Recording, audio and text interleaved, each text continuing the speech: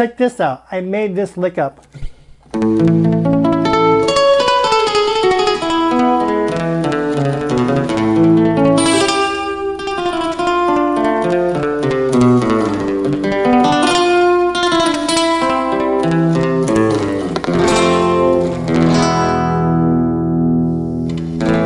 That's what I made up. Tony, you didn't make that up. Carlos Cavazos. No, bitch.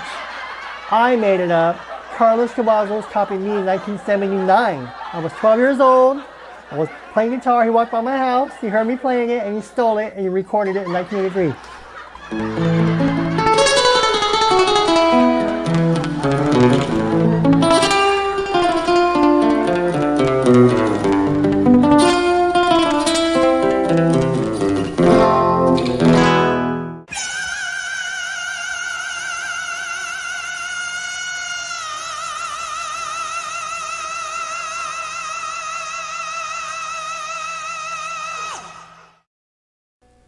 This is from Philip Valtour.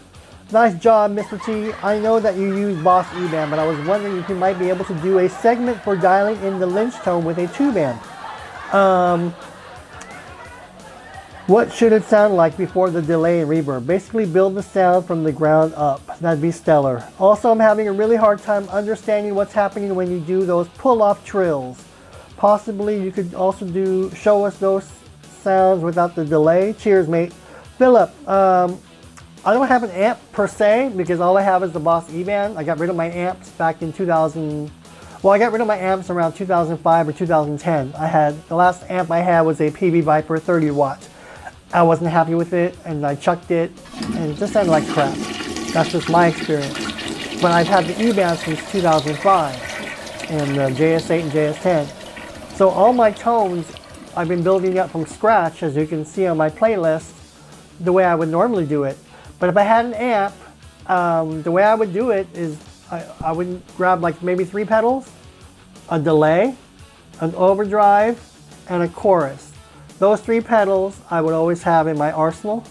So basically I would, just like I do with the E-Band, get a good clean tone, and then depending on how much gain you want to grab, use the gain from the amp and a distortion pedal, or the gain from the amp and the overdrive pedal. So if you have an overdrive, whether it's an overdrive or a tube screamer, that'll work too. For the sustain, I'll always use a delay for the sustain. 350 milliseconds, 400 milliseconds. And chorus, just a little tinge of chorus to fatten it up, thicken up the sound. That's how I would imagine doing it if I had a tube amp. Just put it on the front end and you should be good to go. How I would do it using a tube amp, the way I just described it. Pulling off trills.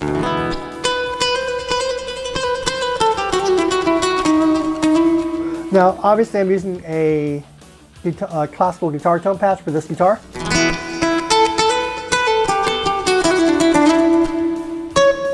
There's some delay here, right? That's a lot of reverb though, but pretty much if you can see it, I'll pick it up later. I'll do a video devoted strictly to trills. Let's see, because that's pretty much how I cheat, and I'll admit to that, I cheat. And because I saw George Lynch cheat. When I started noticing George Lynch's trills, I'm using him as an example because that's where I got my trills.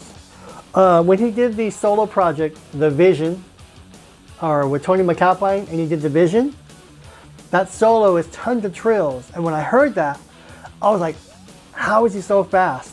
And I kept playing that solo over and over. The solo of George Lynch on The Vision with Tony McAlpine, that's a lot of left-handed trills. I'm like, he can't play as fast as Tony McAlpine with the fast alternate picking, right? Because those guys can pick really, really fast and go up and down the scale. George Lynch cheated in a good way by doing these little fast trills and runs and hammer-on pull-offs to match the speed of Tony McAlpine. That's where I was like, aha, that's how George can do it, because George even said he always wanted to see if he could play those long bars of a solo like the instrumentals. Vinnie Moore's instrumental, Tony McAlpine's instrumental, Jason Beck, all these guys that had instrumental albums, Greg Howe and so forth, they were all playing really, really fast. But George Lynch could play fast with his left-handed technique. Not so much the right hand, but with his left hand. So George Lynch started doing a lot of fast left-handed trills. God, it keeps falling, sorry about that. And so that's where I started developing my left-handed trills to play fast. Even though I couldn't play fast alternate picking, like Yngwie and all the neoclassical shredders, because at that time, neoclassical shred was coming up, and Paul Gilbert and Bruce Bouillet and all the guitar players were just fast alternate picking and blowing you away. But George Lynch could compete when he did it his way, and he matched Tony McAlpine note for note on the Vision.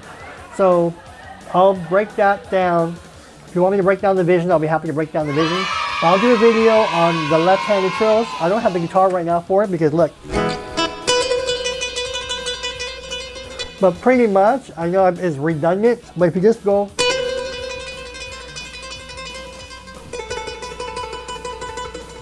And that can be boring to a lot of people, but just keep doing it. But if you just keep doing it, and you'll build up strength. And once you build up the strength, you should be able to fly on the fretboard. You know who does a lot of trills? Dave Murray and I forgot the other guy's name. Adrian Smith of Iron Maiden. They do a lot of trills in their solo playing. A lot of their solo playing has a lot of trills, but they're fast trills and tasteful trills. So you don't think about trills when you hear them, but they're playing fast and they get around the fretboard by doing trills as opposed to fast alternate picking. That's just another way to move around the fretboard. It's like a reverse legato. You know, you can do a lot like Joe Satriani does really, really good, elaborate, long legato stuff.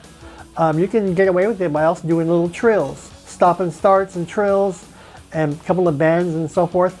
But Adrian Smith and Steve, Adrian Smith and Steve, I just forgot his name. Anyways, the two guys from Iron Maiden, they also do fast left-handed trills. So I'll do a video on the trills and more in-depth, but that's how I pretty much developed my trills. Specifically, once I heard George Lynch tackle the Vision with Tony McAlpine, because I've always been a fan of George Lynch, and I was always learning his technique before he teamed up with Tony McAlpine. But when I heard him play on that McAlpine album, it opened up my ears even more to the left-handed technique. All right. So this is from Christopher Stone. Whose ass we gotta kick, brother? Keep doing what you do, Tony, and come on with that Richie Kotzen tone, bitch. Well, Christopher Stone, thank you so much. That's when I made a video about someone trying to cancel me. No one can cancel me. I'm here forever. You cannot cancel me, all right? Richie Kotzen tone. Christopher Stone, I don't know if you asked me or told me, but for me to work on a tone, is there a specific album, era, or year, or song you want me to try and obtain? Because that would help. You just said a Richie Kotzen tone. But I know a lot of guitar players change their tone, different songs on an album, or each album sounds a little bit different based on their guitar tone. So if you can give me a frame of reference, a year, an era, or a song, or an album to listen to, and I'll try to get a Richie Kotzen tone. Excuse me, that's one tone I don't have, but I would like to get that for you. But let me know which Richie Kotzen tone era you would like me to do. All right, this is from David Hall. Tony, I love how well you duplicate Lynch. It must have taken a lot of research and work to get there physically, playing-wise, and tones. David Hall, thank you so much. I did it for fun because it was a challenge. Back in '82, obviously you had the King, Eddie Van Halen. Randy Rhoads just passed away. When Randy died, I saw Brad Gillis on MTV with Ozzy Osbourne, and I had never seen Randy Rhoads. When I saw Brad Gillis on that Speak of the Devil concert that's on the internet, that was all on MTV, I was impressed and blown away by Brad Gillis. And then it dawned on me Brad Gillis was playing all of all of Randy Rhoads' solos for the concert. But he was adding his own little twist. So when I went back and played the records of Randy Rhoads, it sounded nothing like Brad Gillis, but Brad Gillis did so much to make it his own with the vibrato bars and stuff. I appreciated what Brad Gillis did. I appreciated more what Randy Rhoads created for Brad to copy. So getting back to the research on any George Lynch, I just started listening to early George Lynch back in 82, 83, and I heard a lot of Eddie influence with Paris is Burning Live. That's the very first time I heard George Lynch. When I heard Paris is Burning Live guitar solo, the intro, and the solo from the song, and my friends were all agreeing just from that performance, oh, this guy's a clone of Eddie, or he thinks he's Eddie. No, he's better than Eddie. But check out Paris is Burning Live, and there's some Eddie, obviously huge Eddie Van Halen influence playing in there, but a lot of it is George Lynch stuff. And so that's why I like George Lynch, because he was playing Eddie stuff, but it's, oh shit. And it was sounding like George Lynch. So from 82 on, even to present, I just focused primarily on George Lynch. I hope that answers your question. All right, this is from Kenshiro Ken. Finally, this is what I've been waiting for. Thank you, Tony. Kenshiro Ken, this is in reference to the Alone Again. I will be making more videos of getting back to basics on George Lynch. So stick around, Kenshiro. All my upcoming videos will be in that same format, and I'm going to be extracting certain licks from guitar solos, the songs, and get back to basics, where we don't have to learn everything note for note. We're going to be getting the best of George Lynch out of every single song we can. So thank you, Kenshiro. Hey everybody, I'm Tony. Thanks so much for hanging out with me at the Headbangers Hideout. If you have any questions, comments, or feedback, leave them below. All requests will be considered. I'll see you folks real soon. You're watching the Headbangers Hideout. Thanks everybody. See you folks real soon. Bye.